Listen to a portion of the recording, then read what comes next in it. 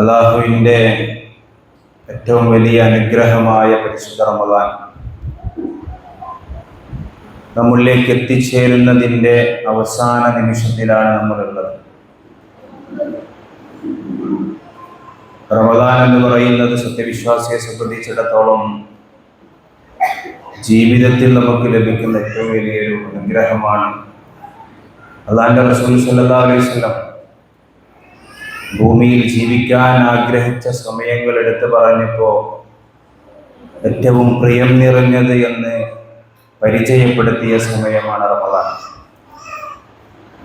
അതിലേക്ക് വേണ്ടി നമ്മുടെ മനസ്സിനെ പാകപ്പെടുത്തുന്നതിൽ, അതിൻ്റെ എല്ലാ ഗുണഫലങ്ങളും എൻ്റെ ജീവിതത്തിൽ ഉണ്ടാകണമെന്ന നിശ്ചയദാർഢ്യമെടുക്കുന്നതിൽ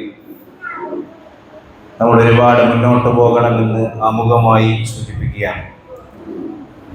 റമദാനിൻ്റെ എല്ലാ ഗുണഫലങ്ങളെയും ജീവിതത്തിലേക്ക് ചേർത്ത് വെക്കുന്ന സൗഭാഗ്യവാന്മാരുടെ കൂട്ടത്തിൽ അല്ലാഹു നമ്മെ ചേർത്ത് നിർത്തുമാറാകട്ടെ എന്ന് പ്രാർത്ഥിക്കുകയാണ്. പരലോക ജീവിതത്തെക്കുറിച്ചാണ് ഇന്ന് നമ്മുടെ ചർച്ച മുന്നോട്ട് പോകേണ്ടത്. ഈ ഒരു വിഷയം ചർച്ച ചെയ്യുമ്പോൾ നമ്മുടെയൊക്കെ മനസ്സ് പൂർണ്ണമായും ഇവിടെ വേണം. കേവലമായ ഒരു മണിക്കൂർ കൊണ്ട് പറഞ്ഞവസാനിപ്പിക്കാൻ പരിമിതമല്ല. നാളെ നമ്മളൊക്കെ നേരിടാനുള്ള ഈ ഒരു ജീവിത സന്ദർഭം എന്ന് പറയുന്നത്. മനസ്സിരുത്ത് നിങ്ങളിവിടെ ഉണ്ടാവും. ഏറ്റവും അനുയോജ്യമായ രീതിയിൽ ഇത് നിങ്ങളിലേക്ക് പകർന്നു നൽകുവാനുള്ള തൗഫീഖ് നൽകി നാഥൻ സഹായിക്കുമാറാകട്ടെ. പറയുന്നതിലെ എല്ലാ നന്മകളും ജീവിതത്തിലേക്ക് ചേർത്ത് വെക്കാനും വിജയത്തിന് വേണ്ടി ഉപയോഗപ്പെടുത്തുവാനുള്ള തൗഫീഖ് നമുക്കെല്ലാം അല്ലാഹു പ്രദാനം ചെയ്യുമാറാകട്ടെ. മനുഷ്യന്റെ ആത്മാവിൻ്റെ യാത്രകളെ കുറിച്ച് പറഞ്ഞപ്പോൾ 6 യാത്രാഘട്ടങ്ങളെ കുറിച്ച് ഇസ്ലാം പരിചയപ്പെടുത്തുന്നുണ്ട്. ഞാൻ നിങ്ങളും ഇന്നിവിടെ ഉണ്ട് എന്നതൊരു ശരി തന്നെയാണ്. പക്ഷേ 6 ജീവിതഘട്ടങ്ങളിലൂടെ നമ്മുടെ റൂഹ് സഞ്ചരിക്കുന്നു എന്നാണ് ഇസ്ലാം പഠിപ്പിക്കുന്നത്. അതിലൊന്ന് ആലമുൽ അർവാഹാണ്. നമ്മളെല്ലാം അവിടെ ഉണ്ടായിരുന്നു. അവിടെ എങ്ങനെയായിരുന്നു നമ്മൾ ഉണ്ടായിരുന്നതിൽ എന്നതിനെ സംബന്ധിച്ച് നമുക്കാർക്കും ഓർമ്മയില്ല. പക്ഷെ ഒരു നാള് നമ്മൾ ആ സന്ദർഭത്തിൽ ഉണ്ടായിരുന്നു. രണ്ടാമത് നമ്മുടെ ഉമ്മയുടെ ഗർഭപാത്രത്തിൽ 10ഓളം മാസം നമ്മൾ ജീവിച്ചിട്ടുണ്ട്. മനുഷ്യാത്മാവിൻ്റെ രണ്ടാമത്തെ ജീവിതഘട്ടമാണ്. അത് കഴിഞ്ഞ് മൂന്നാമത്തെ ഒരു ഘട്ടത്തിൽ അപ്പോൾ നമ്മളെല്ലാവരും ഉള്ളത് ആലമുൽ ദുനിയ.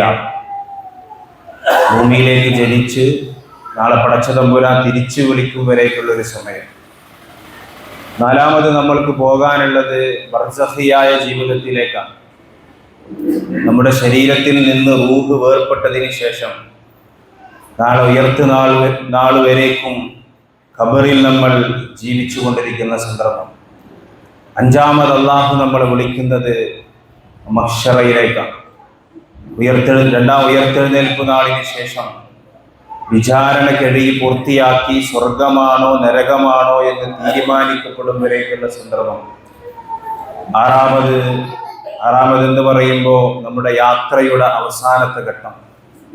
ഒരിക്കലും അവസാനമില്ലാത്ത ഒരു ജീവിത പശ്ചാത്തലത്തിലേക്ക് നമ്മൾ പോകുന്നതിൻ്റെ പേരാണ് അത് സ്വർഗമാണോ നരകമാണോ എന്ന് തീരുമാനിക്കപ്പെട്ടതിന് ശേഷം നമ്മൾ അവിടെ തുടരുന്ന ജീവിതം. ആ ജീവിതത്തെ സംബന്ധിച്ച് നമ്മൾ നമ്മുടെ ഭാവനയിൽ കൊണ്ടുവരണം. ഏതൊരു സംഗതിയും നമ്മൾ പറയുമ്പോൾ നമ്മുടെ മനസ്സിലൊരു ചിത്രം ഉണ്ടാവും അതിനെക്കുറിച്ച്. നമ്മൾ പറയുന്നത് നമ്മുടെ മനസ്സിൽ നമ്മളതിൻ്റെ രൂപം സങ്കല്പിക്കും. നമ്മൾ മനസ്സിലാക്കുന്നത് അവസാനമില്ലാത്തൊരു ജീവിതമാണ്. എങ്ങനെയാണ് അവസാനമില്ലാത്ത ജീവിതം? എന്തിനൊരു അന്ത്യമാണല്ലോ. ഏതൊരു കാര്യം തീരുമാനിക്കുമ്പോഴും ഒരു സംഗതി പ്ലാൻ ചെയ്യുമ്പോഴും നമ്മൾ ആലോചിക്കുമ്പോഴും അതിന് സ്റ്റാർട്ടും ഉണ്ടാവും എൻഡും ഉണ്ടാവും. പക്ഷെ അവസാനമില്ലാത്ത ജീവിതം എന്ന് ഇസ്ലാം പരിചയപ്പെടുത്തിയ ആ ജീവിതത്തെ സംബന്ധിച്ച് അല്ലാഹുവിൻ്റെ ഖുർആൻ പറയുന്നത് അതാണ് നിങ്ങളുടെ ട്രൂ ലൈഫ് എന്നാണ്. നിങ്ങൾ കടന്നു വന്ന 5 ജീവിതഘട്ടങ്ങൾക്കും അപ്പുറം അവസാനമില്ലാത്ത ഒരു ജീവിത പശ്ചാത്തലത്തിലേക്ക് നിങ്ങൾ എത്തിക്കഴിഞ്ഞാൽ ആ ജീവിതമാണ് നിങ്ങളുടെ ട്രൂ ലൈഫ് എന്ന് ഇസ്ലാം സംശയത്തിനിടയില്ലാത്ത രീതിയിൽ പ്രമാണബന്ധിതമായിട്ട് ലോകത്ത് സമർപ്പിച്ചു കഴിഞ്ഞിട്ടുണ്ട്. വിശ്വാസികളുടെ അടിസ്ഥാന വിശ്വാസമാണല്ലോ പരലോക വിശ്വാസം. അവിടെ സ്വർഗമുണ്ട്, നരകമുണ്ട്, ഹിസാബുണ്ട്, ഖബറുണ്ട്. ഇതൊക്കെ നമ്മുടെ വിശ്വാസികളുടെ ജീവിതത്തിലെ അടിസ്ഥാന വിശ്വാസങ്ങളാണ്. പക്ഷെ എന്ത് സമൂഹം പല തരത്തിലാണ് അതിനെ സമീപിക്കുന്നത്. പരലോക ജീവിതമില്ല എന്ന് വാദിക്കുന്നവരുണ്ട്, പരലോക ജീവിതമുണ്ട്, അതൊരു സങ്കല്പമാണെന്ന് പറയുന്നവരുണ്ട്. അതിൻ്റെ തിയറികൾ മനസ്സിലാക്കുകയും എന്നാൽ അതൊക്കെ വരാനുണ്ടോ എന്ന് സംശയത്തോടു കൂടി വീക്ഷിക്കുന്ന മനുഷ്യന്മാരൊക്കെ ഇന്ന് ലോകത്ത് ജീവിക്കുന്നുണ്ട്. പിന്നെ കുറച്ചുകൂടി മുമ്പോട്ട് പോയാൽ അത് അറിയുന്നുണ്ട്, മനസ്സിലാക്കുന്നുണ്ട്, ഉൾക്കൊള്ളുന്നുണ്ട്. പക്ഷെ അവരുടെ ജീവിതം അത് തെളിയിക്കുന്നില്ല. അവർ ഖുർആൻ വായിക്കുമ്പോഴും പ്രവാചക അധ്യാപനങ്ങൾ പഠിക്കുമ്പോഴും അവർക്ക് ബോധ്യമുണ്ട് ഇങ്ങനെ ഒരു കാലം വരാനുണ്ട് എന്ന് അവർക്കറിയാം, അതവർ അംഗീകരിക്കുന്നുണ്ട്. പക്ഷെ അവരുടെ ജീവിതം എടുത്ത് നോക്കുമ്പോൾ അവർക്ക് തന്നെ ബോധ്യമില്ല അങ്ങനെ ഒരു സംഗതിയുണ്ടോ എന്ന്. ഇസ്ലാം പഠിപ്പിക്കുന്നത് അത് നിങ്ങൾ അഭിമുഖീകരിക്കേണ്ട ഒരു പ്രശ്നം തന്നെയാണ്. ഞാനും നിങ്ങളും ജീവിതത്തിൽ അഭിമുഖീകരിക്കേണ്ട ഒരു പ്രശ്നം തന്നെയാണ് പരലോകം എന്ന് പറയുന്നത്. അതിൻ്റെ വ്യത്യസ്തമായ അവതരണങ്ങൾ പരിശുദ്ധ ഖുർആനിൽ നമുക്ക് കാണാം. യാ അയ്യുഹന്നാസു തഖൂ റബ്ബക്കും വഖ്ശൗ യൗമൻ ലാ യജ്സി വാലിദുൻ അൻ വലദിഹി വലാ മൗലൂദുൻ ഹുവ ജാസിൻ അൻ വാലിദിഹി ഷൈആ ഇന്ന വഅദല്ലാഹി ഹഖ്ഖാ. അല്ലാഹുവിന്റെ ഹഖ്ഖായ ഒരു വാഗ്ദാനം, അതിൽ നിങ്ങൾക്ക് സംശയമൊന്നും വേണ്ട. ആ ഒരു ദിവസം എന്ന് പറയുന്നത് അതിൻ്റെ നമ്മുടെ ജീവിതത്തിലേക്ക് ചേർത്ത് നമ്മൾ പഠിക്കുമ്പോൾ പരലോകത്തിൻ്റെ ഓരോ കാര്യങ്ങളെന്ന് പറയുന്നത് ദുനിയാവിലെ നമ്മുടെ ജീവിത പശ്ചാത്തലത്തിൽ ചേർത്ത് വെച്ചിട്ടാണ്. നമ്മൾ ഓരോ ദിവസവും അനുഭവിക്കുന്ന വ്യത്യസ്ത അനുഭവങ്ങളെയും വൈകാരികതകളെയും ഒക്കെ ചേർത്ത് വെച്ചാണ് അള്ളത് പഠിപ്പിച്ചു തരുന്നത്.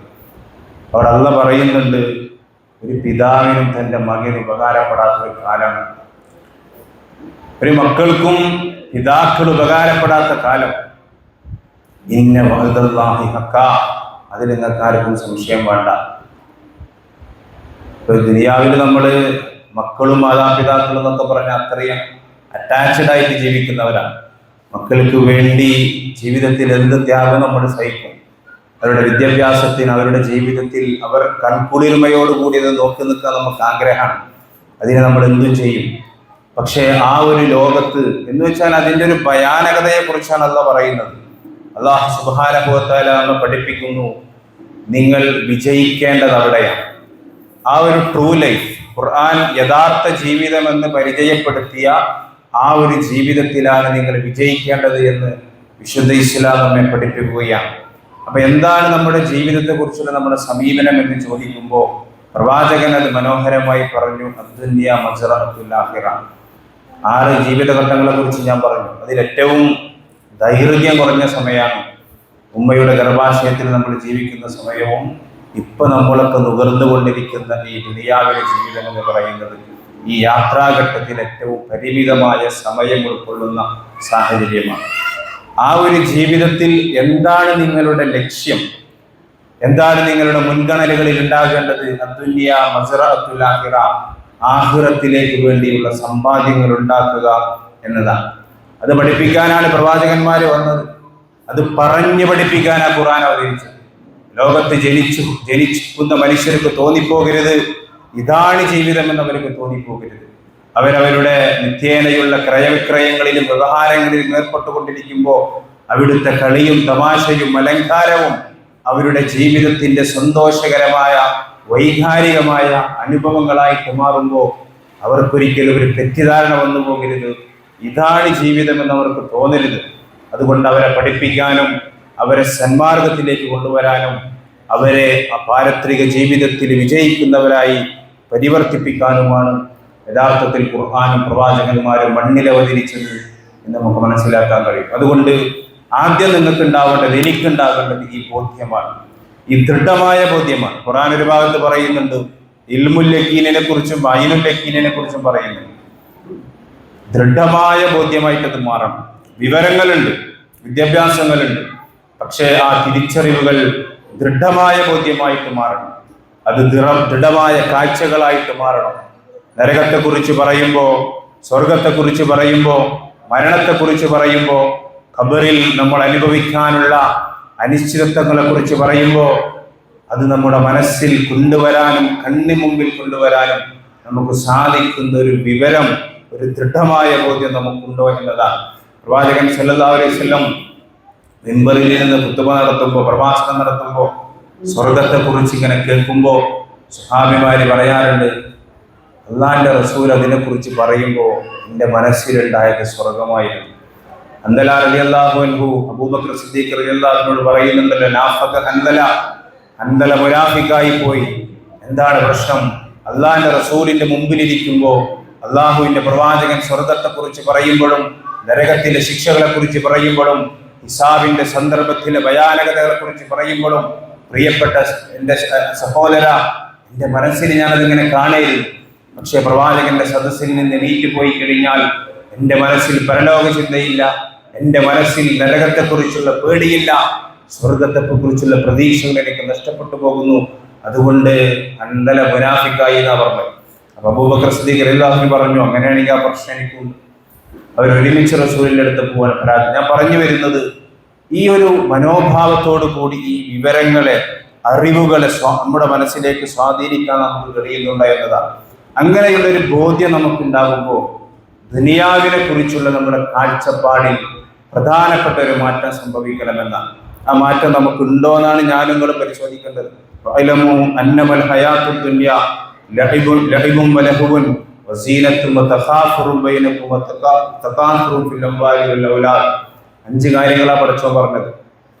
ദുനിയാവിനെ അള്ളാഹു ഡിഫൈൻ ചെയ്ത ഏറ്റവും രസകരമായ ഒരു ഡെഫിനിഷനാണ്. ദുനിയാവ് എന്ന് പറഞ്ഞാൽ നിങ്ങൾ മനസ്സിലാക്കണം, അകലമോ അത് 5 കാര്യങ്ങൾക്ക് വേണ്ടി സൃഷ്ടിക്കപ്പെട്ടതാണ്. 5 കാര്യങ്ങളാണ് അതിന്റെ മേമ്പടിയായിട്ട്, അതിന്റെ സൗന്ദര്യമായിട്ട് നിങ്ങൾക്ക് കാണാൻ കഴിയാം. ഒന്നത് കളിയാണ്, രണ്ടാമത് വിനോദമാണ്, മറ്റൊന്ന് സീനത്ത അലങ്കാരമാണ്, സമ്പത്തിന്റെയും സന്താനത്തിന്റെ പേരിൽ പെരുമ നടിക്കലും പൊങ്ങച്ച നടിക്കലുമാണ് ദുനിയാവ്. ഈ 5ഉമാണ് ദുനിയാവ് എന്ന് പറഞ്ഞാൽ. ആ ദുനിയാവിൽ ജീവിക്കുമ്പോൾ നമുക്കൊരു മുൻഗണന ഉണ്ടാവണം. ആ ദുനിയാവിൽ ജീവിക്കുമ്പോൾ അള്ളാഹു ഡിഫൈൻ ചെയ്ത ഈ ഒരു ഡെഫിനിഷനകത്ത് ദുനിയാവിൽ ജീവിക്കുമ്പോൾ അള്ളാഹ് തുടർന്ന് പറയുന്നുണ്ട്, കമസലി ഐസിൻ ഐജബൽ കുഫാര നബാതുഹു സുമ്മ യഹീജു ഫതറാഹു മുസ്ഫറൻ സുമ്മ യകൂനു ഹുതാമ. അള്ളാഹ് ഇതിന്റെ ഒരു മെറ്റഫർ, ഒരു ഉദാഹരണത്തിലൂടെ പറഞ്ഞു തരുന്നു. അവിടെ മഴ പെയ്താൽ, ഭൂമിയിൽ മഴ പെയ്താൽ, ആ മഴ പെയ്ത് അവിടുത്തെ പുല്ലുകൾ മുളച്ചു, മരങ്ങൾ കായ്ച്ചു, പച്ചപ്പ് വന്നു. അങ്ങനെ അത് പിന്നെ കുറച്ച് മുമ്പോട്ട് പോകുമ്പോൾ അത് വെയിൽ കൊണ്ട് ഉണങ്ങി മഞ്ഞ കളറായതുപോലെ നശിച്ചു പോകാനുള്ളതാണ് ദുനിയാവ്. അതുകൊണ്ട് നിങ്ങളുടെ ജീവിതത്തിൽ നിങ്ങൾക്ക് ഉണ്ടാകേണ്ടത് ഒരു മുൻഗണനയാണ്. എന്താണ് ആ മുൻഗണന? അള്ളാഹു പറയുന്നു വമൽ ഹയാത്തു ദുനിയ ഇല്ലാ മതാഉൽ ഖുറൂർ. ദുനിയാവിനെ സംബന്ധിച്ച് അള്ളാഹ് പറഞ്ഞതിൽ മറ്റൊരു ഡെഫിനിഷനാണ്.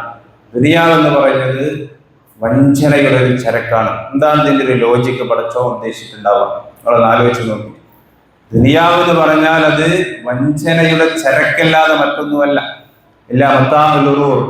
അവിടെ പുറത്തേക്ക് ഇറങ്ങിക്കഴിഞ്ഞാൽ ഉത്തരവാദിത്വങ്ങൾ മറന്നു പോവാണ് നമുക്ക്. അവിടെ ജീവിക്കുമ്പോൾ നമ്മുടെ ലക്ഷ്യങ്ങളെ കൃത്യപ്പെടുത്താൻ നമുക്ക് സാധിക്കുന്നില്ല. അങ്ങനെയല്ല നിങ്ങൾ പോകേണ്ടത്. അതിനെ തുടർന്നുള്ള പറയുന്നു, ഫിൽ ആഖിറതി അദാബുൻ ഷദീദ് വമഗ്ഫിറത്തും മിനല്ലാഹി വറിദ്വാന. പക്ഷെ അതിനപ്പുറം നിങ്ങൾക്കൊരു ലോകം വരാനും, ആ ലോകത്ത് അള്ളാഹിന്റെ അടുത്ത് നിന്നുള്ള മഗ്ഫിറത്തും റിദ്വാനുണ്ട് ഒരു ഭാഗത്ത്, മറുഭാഗത്ത് അദാബുൻ ഷദീദ്, അത് നിങ്ങളെ കഠിനമായി ശിക്ഷിക്കുന്ന ശിക്ഷകളുമുണ്ട് എന്നല്ലാഹു പരിചയപ്പെടുത്തുകയാണ്. അതുകൊണ്ട് ഈ ദുനിയാവിൽ ജീവിക്കുമ്പോൾ ഈ ഒരു മുൻഗണന വളരെ പ്രധാനമാണ്.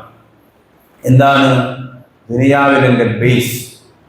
ദുനിയാവിൻ്റെ ഒരു ജീവിതാന്ന് കരുതി നമ്മൾ ജീവിക്കുകയാണോ വേണ്ടത്, അതോ പരലോകം എന്ന് പറയുന്ന ഒരു ജീവിത വിജയത്തിന് വേണ്ടി നമ്മൾ സ്വയം പരിവർത്തിപ്പിക്കപ്പെടുകയാണോ ചെയ്യേണ്ടത് എന്നൊരു ബോധം.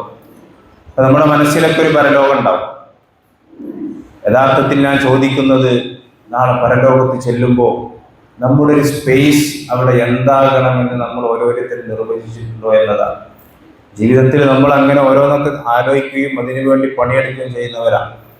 നമ്മുടെ കരിയറിനെ കുറിച്ച്, വിദ്യാഭ്യാസത്തെക്കുറിച്ച്, നമ്മൾ പോകുന്ന കോളേജിനെ കുറിച്ച്, വിവാഹത്തെക്കുറിച്ച്, സന്താനങ്ങളുടെ ഭാവിയെക്കുറിച്ച്, വീടിനെ കുറിച്ച് എല്ലാം വലിയ പദ്ധതികൾ ഉണ്ടാക്കുന്നവരാണ്. പക്ഷേ അല്ലാഹ് നാളെ നമ്മളെ കൊണ്ടുപോയി പരലോകത്തെത്തിക്കുമ്പോൾ അവിടെ എൻ്റെ സ്പേസ് എന്താകണം, എൻ്റെ ഒരു അടയാളം അവിടെ എന്താകണമെന്ന് നമുക്കൊരു ലക്ഷ്യമുണ്ടോ എന്നതാണ്. യാന്ത്രികമായി നമ്മൾ ചെയ്യുന്ന കർമ്മങ്ങൾ, യാന്ത്രികമായി നമ്മൾ മനസ്സിലേക്ക് കൊണ്ടുവരുന്ന വിശ്വാസ കാര്യങ്ങൾ, അതിലപ്പുറം ആ ഒരു സ്പേസിനെ കുറിച്ച് നമുക്ക് ബോധ്യമുണ്ടോ എന്നതാണ്. അതിനുവേണ്ടിയുള്ള തയ്യാറെടുപ്പുകൾ നമ്മൾ നടത്തുന്നുണ്ടോ എന്നതാണ്. പ്രവാചകൻ സല്ലല്ലാഹു അലൈഹി വസല്ലം ഒരു ഉപമയിലൂടെ അത് വിശദീകരിക്കുന്നു. ദീർഘമായ യാത്രയ്ക്ക് വേണ്ടി യാത്ര ചെയ്തുകൊണ്ടിരിക്കുന്ന ഒരു കപ്പൽ സഞ്ചാരികളുടെ കൂട്ടം അതൊരു വേള കരക്കടിപ്പിച്ചു കഴിഞ്ഞപ്പോൾ അതിലെ കപ്പിത്താൻ പറഞ്ഞു, കുറച്ച് സമയം ഇവിടെ വാഹനം ഈ കപ്പലിലൂടെ വിശ്രമിക്കും, അത് കഴിഞ്ഞാൽ നമ്മൾ ദീർഘമായൊരു യാത്ര നടത്തും.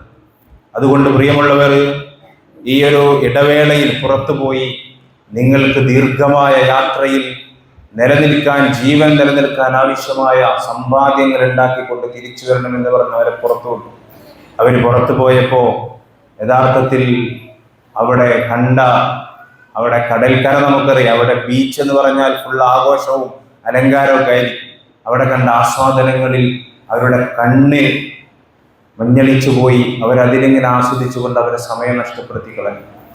മറ്റൊരു വിഭാഗം അവർക്ക് കിട്ടിയ നിർദ്ദേശത്തിന്റെ അടിസ്ഥാനത്തിൽ മുന്നോട്ട് പോകാൻ ആവശ്യമായ സമ്പാദ്യങ്ങൾ അവരുണ്ടാക്കി, ആവശ്യമായ ഭക്ഷണം, വെള്ളമൊക്കെ അവർ ശേഖരിച്ചു, ബെല്ലടിച്ചു, അവർ യാത്ര തുടർന്നു. കപ്പലിങ്ങനെ ഒരുപാട് ദിവസങ്ങൾ സഞ്ചരിച്ചു കഴിഞ്ഞതിന് ശേഷം അവരിലേക്ക് നോക്കിയപ്പോൾ ഒരു വിഭാഗം ഭക്ഷണമില്ലാതെ, വിശന്നുകൊണ്ട്, ദാഹമകറ്റാൻ സാധിക്കാതെ, പ്രയാസപ്പെട്ടുകൊണ്ട് ജീവൻ നിലനിർത്താൻ കഷ്ടപ്പെടുന്ന ഒരു രംഗം നമുക്ക് അവിടെ കാണാം. പ്രവാചകൻ പറഞ്ഞു, മറ്റൊരു വിഭാഗം അവർക്കാവശ്യമായ ഭക്ഷണങ്ങളും വെള്ളമൊക്കെ ശേഖരിച്ചതുകൊണ്ട് അവരുടെ ജീവൻ നിലനിർത്താൻ അവർക്ക് സാധിച്ചു എന്നാണ് പഠിപ്പിക്കപ്പെടുന്നത്. എന്തിനാണ് ഈ ഒരു മെറ്റഫർ നമ്മൾ പറയുന്നത്? നമ്മളൊക്കെ വ്യത്യസ്ത പരീക്ഷകൾ എഴുതുന്നവരാണ്. സ്കൂളിൽ പഠിക്കുമ്പോഴും കോളേജിൽ പഠിക്കുമ്പോഴും പല പരീക്ഷകളും എഴുതി ശീലമുള്ളവരാണ്. ആ പരീക്ഷയ്ക്ക് നമുക്ക് നിർണിതമായൊരു സമയം ഉണ്ടാവും. ആ നിർണിതമായ സമയത്തിനകത്ത് പരമാവധി പെർഫോം ചെയ്യുന്നവരാണ് ആ പരീക്ഷയിൽ വിജയിക്കും. നമുക്ക് ഒരുപാട് ഇങ്ങനെ എഴുതാനൊക്കെ ആഗ്രഹം ഉണ്ടാവും, ഒരുപാട് പഠിച്ചതൊക്കെ എഴുതാനുണ്ടാവും. പക്ഷെ ആ ബെല്ലടിക്കുമ്പോഴേക്ക് നമുക്കത് ചെയ്യാൻ കഴിയും. ആ ഒരു സമയം എന്ന് പറയുന്നത് വളരെ പരിമിതമായിരിക്കും. ആ പരിമിതമായ സമയത്തിനകത്ത് എഴുതി പൂർത്തിയാക്കി വിജയിക്കുന്നവരാണ് യഥാർത്ഥത്തിൽ പരീക്ഷയിൽ വിജയിക്കുന്നത് എന്നാണ് നമ്മളൊക്കെ മനസ്സിലാക്കി വെച്ചിട്ടുള്ളത്. ജീവിതമാകുന്ന പരീക്ഷയിൽ വിജയിക്കാനുള്ള തയ്യാറെടുപ്പുകൾ നമ്മൾ നടത്തുന്നുണ്ടോ എന്നൊരു അന്വേഷണം നമ്മൾ നടത്തണം. പരിമിതമായൊരു സമയമാണ് നമ്മളിവിടെ ഉള്ളത്. ദുനിയാവിലെ ജീവിതത്തെ സംബന്ധിച്ച് പറയുമ്പോൾ അതിനൊരു വൈരുദ്ധ്യം എന്താണെന്ന് വെച്ചാൽ, നമ്മൾ എത്ര കാലം ജീവിക്കുന്ന അല്ലാഹ്ക്കറിയാം. പക്ഷേ അതെത്രയാണെന്ന് നമുക്ക് വെളിവാക്കപ്പെട്ടിട്ടില്ല എന്നുള്ളതാണ്. എത്ര ദിവസം ഞാൻ ഇനി ദുനിയാവിൽ ഉണ്ടാകുമെന്ന് പടച്ചതമ്പുരാൻ അറിയാം, പക്ഷേ എനിക്കത് അറിയുന്നില്ല എന്നതാണ് ഇതിനൊരു വൈരുദ്ധ്യം എന്ന് പറയുന്നത്. അതുകൊണ്ട് ദുനിയാവിനെ നമ്മൾ സമീപിക്കുമ്പോൾ ഈ ഒരു കൃഷിയിടമാണ്, ആഖിറത്തിലേക്കുള്ളൊരു കൃഷിയിടമാണ് ഞാൻ ഇപ്പോൾ അനുഭവിച്ചു കൊണ്ടിരിക്കുന്നത് എന്ന ദൃഢമായ ബോധ്യം. ഞാൻ നേരത്തെ പറഞ്ഞു, അത് യഖീനുള്ള ബോധ്യമായിട്ട് മാറണം. നമ്മുടെ ജീവിതത്തെ നിയന്ത്രിക്കുകയും പരിവർത്തിപ്പിക്കുകയും സ്വാധീനിക്കുകയും ചെയ്യുന്ന ഒരു യഖീനുള്ള ബോധ്യമായിട്ട് നമുക്കത് മാറ്റാൻ കഴിയണം. അങ്ങനെ ദുനിയാവിനെ കാണാൻ നമുക്ക് കഴിയണം. പ്രവാചകൻ സല്ലല്ലാഹു അലൈഹി വസല്ലം ഇസ്ലാം കുറച്ചൊക്കെ വിജയിച്ച് മുന്നോട്ട് പോകുന്ന ഒരു സമയം, ഉമർ റളിയല്ലാഹു അൻഹു പ്രവാചകനെ കാണാൻ വേണ്ടി വന്നപ്പോൾ ഈത്തപ്പനയുടെ ഒരു തോല് വിരിച്ചുകൊണ്ട് പ്രവാചകൻ സല്ലല്ലാഹു അലൈഹി വസല്ലം അതിൽ വിശ്രമിക്കാൻ. അത് കണ്ടപ്പോൾ ഉമർ റളിയല്ലാഹു അൻഹു സങ്കടമായി. ആ ഈത്തപ്പനയുടെ തോലിൻ്റെ അടയാളങ്ങളൊക്കെ പ്രവാചകൻ സല്ലല്ലാഹു അലൈഹി വസല്ലമയുടെ പുറത്ത് ഇങ്ങനെ പാട് പിടിച്ച് കിടക്കുകയാണ്. ഉമർ റളിയല്ലാഹു അൻഹു ചോദിക്കുന്നുണ്ട്, റസൂലേ, ഇനി നമുക്കൊരു മെത്തൊക്കെ ആവാം. പണ്ടത്തെ പോലെ ഒന്നല്ല, നമ്മൾ കുറച്ച് ഇസ്ലാമിക ലോകം കുറച്ച് വികസിച്ചു, നമ്മളൊക്കെ നാട്ടിൽ കുറച്ച് അറിയപ്പെട്ടു, കുറച്ച് സ്വാധീനം ശക്തിയൊക്കെ ആയി.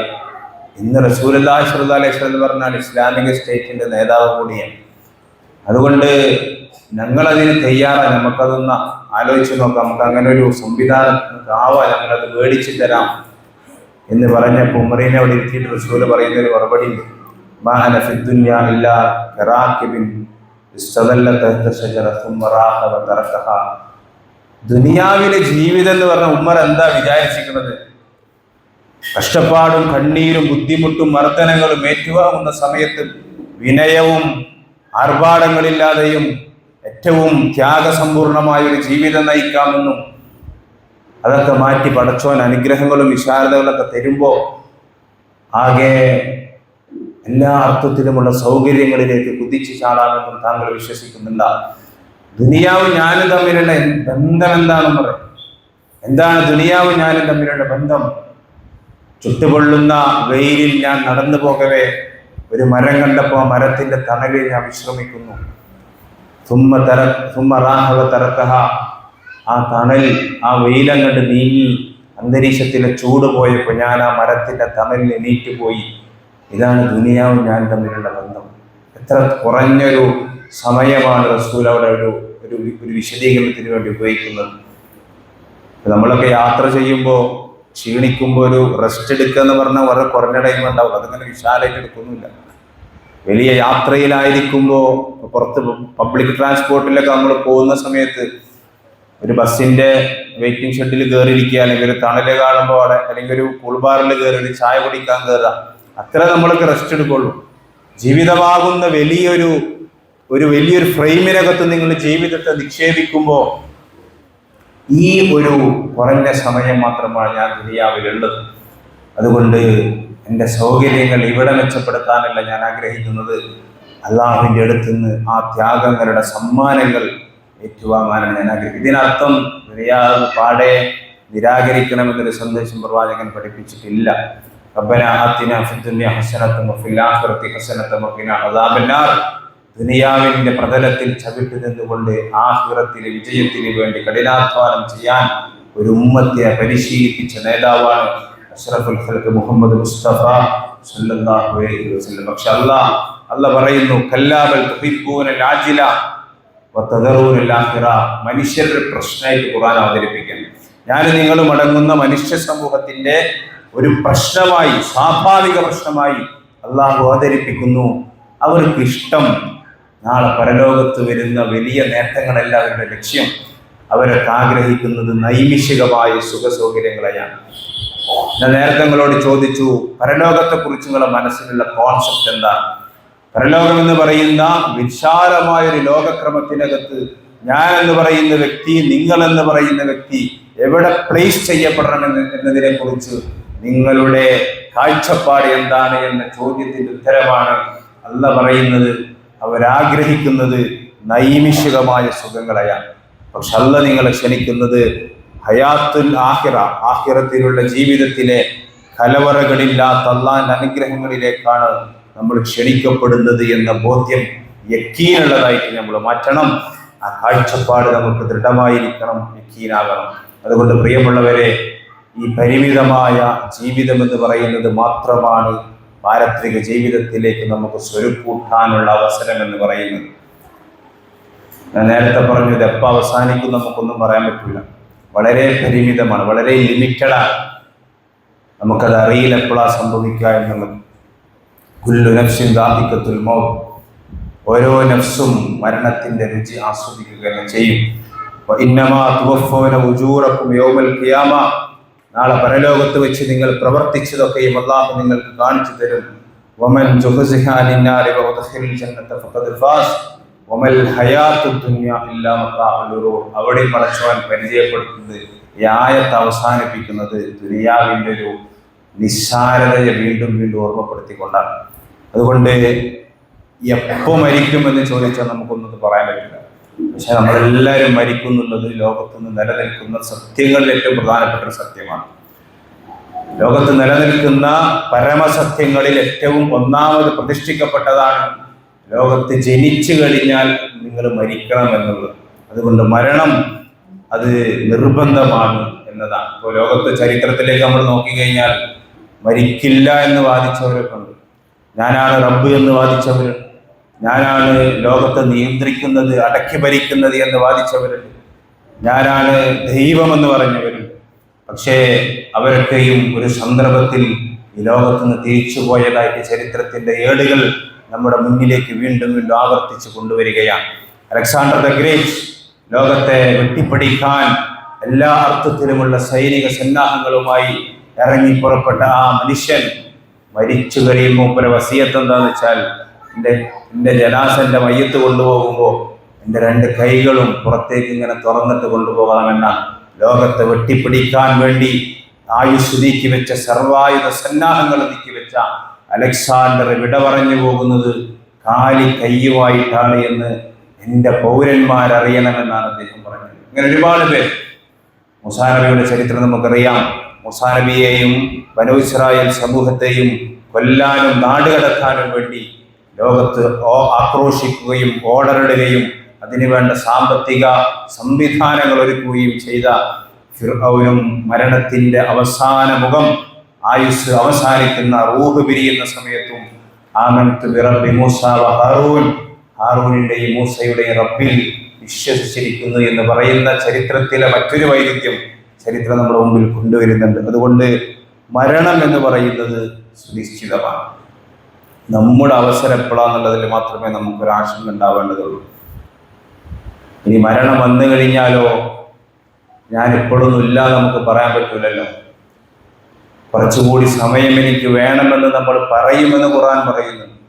കുറച്ചുകൂടി സമയം എനിക്ക് വേണം, ഞാൻ അതിനു വേണ്ടി പാകപ്പെട്ടിട്ടില്ല. അപ്പോൾ നമുക്കൊക്കെ നമ്മുടെ മനസ്സിൽ അങ്ങനെയൊക്കെ തോന്നുന്നുണ്ടാവും.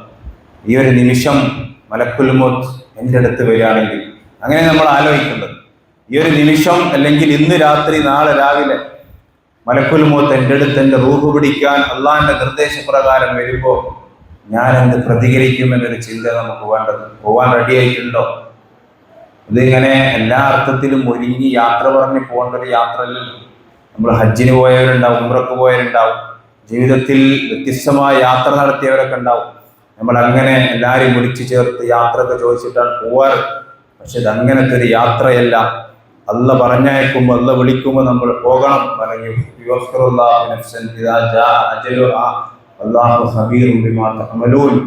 അവിടെ നമുക്കൊരു അവധിയില്ല എന്നതാണ് നമ്മൾ മനസ്സിലാക്കേണ്ടത്.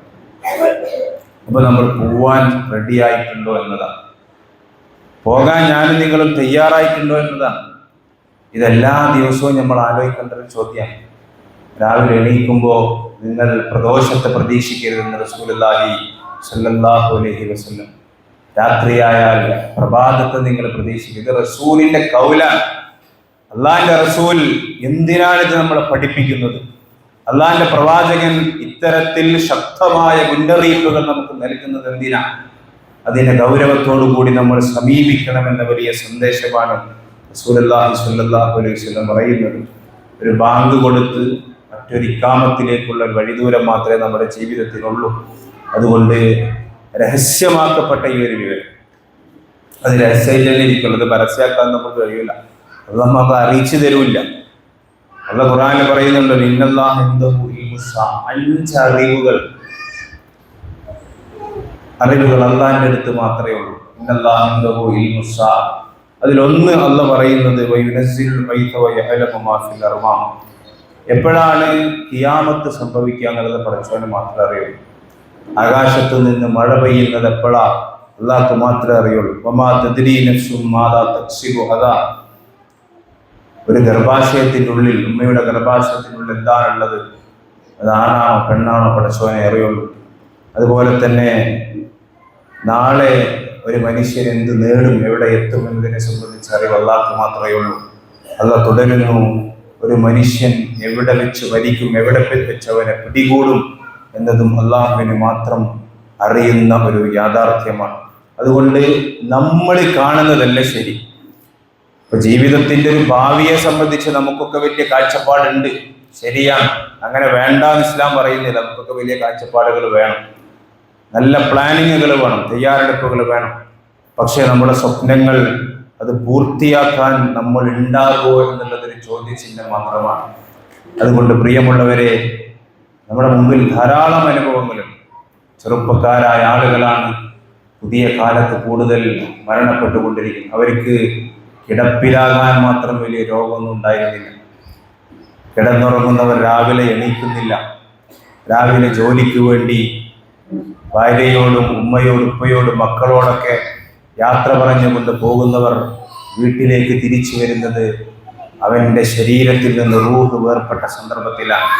ഇങ്ങനെയൊക്കെ നമ്മുടെ ചുറ്റുപാടിൽ ധാരാളമായിട്ട് സംഭവിച്ചു കൊണ്ടിരിക്കുന്നു.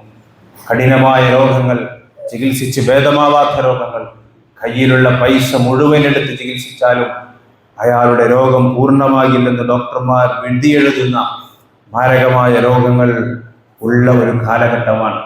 നമുക്കറിയാം, നമ്മുടെ കൺമുന്നിൽ എത്ര ദൃഷ്ടാന്തങ്ങൾ.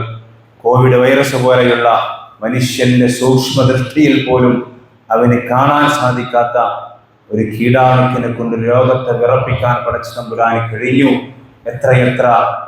എത്രയെത്ര സങ്കടങ്ങളാണ് നമ്മുടെ മുമ്പിൽ കടന്നു പോകുന്നത്. നിങ്ങൾക്കറിയില്ല, കുറച്ച് വർഷങ്ങൾക്ക് മുമ്പാണ് കോഴിക്കോട് എയർപോർട്ടിൽ ഒരു വിമാനാപകടം നടക്കുന്നത്. ആ മനുഷ്യരുടെ സ്വപ്നം എത്രത്തോളം ഉണ്ടായിരുന്നു. ഞാൻ അതിൽ ഉണ്ടായിരുന്ന എൻ്റെ സുഹൃത്തിനെ കുറിച്ച് ഓർത്തു പോവാണ്. അദ്ദേഹം വർഷങ്ങളായി വീടണഞ്ഞിട്ട് പ്രാരാബ്ധങ്ങൾക്കിടയിൽ നാട് വിട്ടതാണ്. വീട് വെക്കണം, പെൺകുട്ടികളെ കെട്ടിക്കണം, വീട്ടിൽ നല്ലൊരു ചുറ്റുപാടൊക്കെ വേണമെന്ന സ്വപ്നം കൊണ്ട് നാടുവിട്ട മനുഷ്യൻ വർഷങ്ങൾക്ക് ശേഷം വീട്ടിലെത്താൻ പോവാൻ അദ്ദേഹത്തിൻ്റെ ഉമ്മയും ഉപ്പയും സഹോദരങ്ങളും കുട്ടികളുമൊക്കെ അയാളെ സ്വീകരിക്കാൻ വേണ്ടി ആ എയർപോർട്ടിന് ചുറ്റും കാത്തു നിൽക്കുന്ന സന്ദർഭത്തിൽ അവർക്ക് ഉമ്മ വെക്കാൻ, ചുംബനം കൊടുക്കാൻ ലഭിച്ചത് ജീവനുള്ള ഉപ്പയായിരുന്നില്ല. ചേതനയറ്റ ശരീരം കൊണ്ട് അവരുടെ മുമ്പിലേക്ക് വരുന്ന ഒരു ഉപ്പയെ കാണുമ്പോൾ, പ്രിയമുള്ളവരെ, നമ്മൾ അറിയണം, ഇത് പടച്ച തമ്പുരാന്റെ ലോജിക്കാണ്, പടച്ച തമ്പുരാന്റെ മാത്രം യുക്തിയാണ്. അതിന് വഴങ്ങിക്കൊടുക്കാൻ ഏത് സന്ദർഭത്തിൽ നമ്മൾ തയ്യാറാക്കേണ്ടതുണ്ട്. അതുകൊണ്ട് പ്രിയമുള്ളവരെ, എല്ലാ സമയവും ഈ മരണത്തെ സ്വീകരിക്കാൻ നമ്മൾ തയ്യാറാവുക എന്നതാണ്. നിങ്ങളുടെ എല്ലാ സന്തോഷങ്ങളെയും കെടുത്തിക്കളയുന്ന, നിങ്ങളുടെ ജീവിതത്തിന്റെ ആനന്ദങ്ങളെ നഷ്ടപ്പെടുത്തി കളയുന്ന, നിങ്ങളുടെ മനസ്സിന്റെ കൺകുളിർമയെ നഷ്ടപ്പെടുത്തി കളയുന്ന ഈ മരണത്തെക്കുറിച്ച് എപ്പോഴും നിങ്ങൾ അതിൻ്റെ ദിക്ർ നിങ്ങൾ വർദ്ധിപ്പിച്ചു കൊണ്ടിരിക്കണമെന്ന് റസൂലുള്ളാഹി സ്വല്ലല്ലാഹു അലൈഹി വസല്ലം പഠിപ്പിക്കുകയാണ്. അതുകൊണ്ട് പ്രിയമുള്ളവരെ, ഈ ഒരു അവസ്ഥയിൽ മരണം എന്ന് പറയുന്നത് അവിടെ നിന്ന് അങ്ങോട്ട് നമ്മുടെ യഥാർത്ഥ ജീവിതത്തിന്റെ തുടക്കമാണ്. ഞാൻ നമ്മുടെ വിഷയത്തിലേക്ക് ചില കാര്യങ്ങൾ കൂടി സൂചിപ്പിക്കുകയാണ്. മരിക്കുന്നതോടുകൂടി ഒരു ജീവിതത്തിന്റെ അന്ത്യം സംഭവിക്കുമെങ്കിലും ഒരിക്കലും അവസാനിക്കാത്തൊരു ജീവിതക്രമത്തിലേക്കുള്ള നമ്മുടെ കാൽവെപ്പാണ് മരണം എന്ന് പറയുന്നത്. അതുകൊണ്ട് മരണത്തിലൂടെ തുറക്കപ്പെടുന്ന ജീവിതത്തെക്കുറിച്ച് നമുക്ക് വലിയ ബോധ്യമുണ്ടാകണം. റൂഹ് നമ്മുടെ ശരീരത്തിൽ നിന്ന് പിരിയുന്ന ഒരു സന്ദർഭം അഷ്റഫുൽ ഖൽഖ് റസൂലുള്ളാഹി സ്വല്ലല്ലാഹു അലൈഹി വസല്ലം ആയിഷ ബീവി റളിയല്ലാഹു അൻഹയുടെ മടിയിൽ തലവെച്ച് കിടക്കുമ്പോഴാണ് ആയിഷ മരണത്തിന് വല്ലാത്ത വേദനയും, ഇന്നലിൽ മൗത്തിൽ സക്കറാത്ത്, മരണത്തിന് സഹിക്കാൻ കഴിയാത്ത വേദനയുണ്ട് എന്ന് പറയുന്നത് അള്ളാഹുവിന് ഏറ്റവും പ്രിയപ്പെട്ട ഒരു പടപ്പാണ് എന്ന് നമ്മൾ ആലോചിക്കേണ്ടതുണ്ട്. പ്രവാചകന്റെ രോഗവും അനുബന്ധമായ സംഭവങ്ങളൊക്കെ നമുക്കറിയാം. ആ റൂഹ് ശരീരത്തിൽ നിന്ന് വേർപ്പെടുന്ന സന്ദർഭമുണ്ടല്ലോ.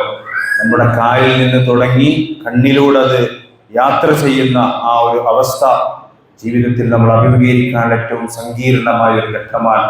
മരണം അടുത്തു നിന്ന് കണ്ടവരുണ്ടെങ്കിൽ അവർക്ക് മനസ്സിലാവും. 2 തരം മരണങ്ങളാണ് ഇസ്ലാം പഠിപ്പിച്ചിട്ടുള്ളത്, ഖുർആൻ പഠിപ്പിച്ചിട്ടുള്ളത്, പ്രവാചകൻ പഠിപ്പിച്ചിട്ടുള്ളത്. നല്ല ആത്മാവിൻ്റെ മരണവും മോശപ്പെട്ട ആത്മാവിൻ്റെ മരണവും എങ്ങനെയായിരിക്കുമെന്ന് പ്രവാചകനും ഖുർആനും പഠിപ്പിച്ചിട്ടുണ്ട്. അതൊക്കെ കാണുമ്പോൾ നമുക്കൊരു ഓർമ്മയുണ്ടാവും.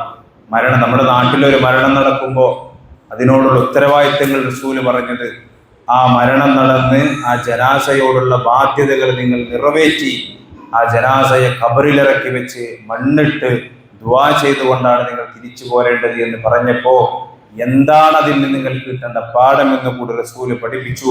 മരണത്തെക്കുറിച്ചുള്ള ഓർമ്മയാണ്. ആ മരണത്തിലൂടെ തുറക്കപ്പെടുന്നത് അനിശ്ചിതത്വങ്ങളുടെ ഒരു കലവറയാണ് പ്രിയമുള്ളവരെ. അവിടുന്ന് അങ്ങോട്ട് നമുക്ക് അനുഭവമില്ലാത്ത, പരിചയമില്ലാത്ത ജീവിത പശ്ചാത്തലങ്ങളിലൂടെയാണ് നമ്മൾ കടന്നു പോകുന്നത്.